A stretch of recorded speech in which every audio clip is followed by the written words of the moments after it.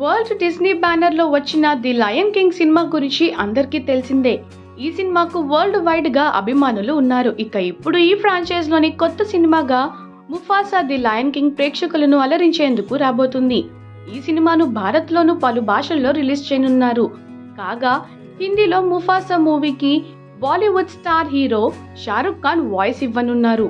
ఈ సినిమాలోని ప్రధాన పాత్ర ముఫాసాకి షారుఖ్ డబ్బింగ్ చెప్తున్నారు.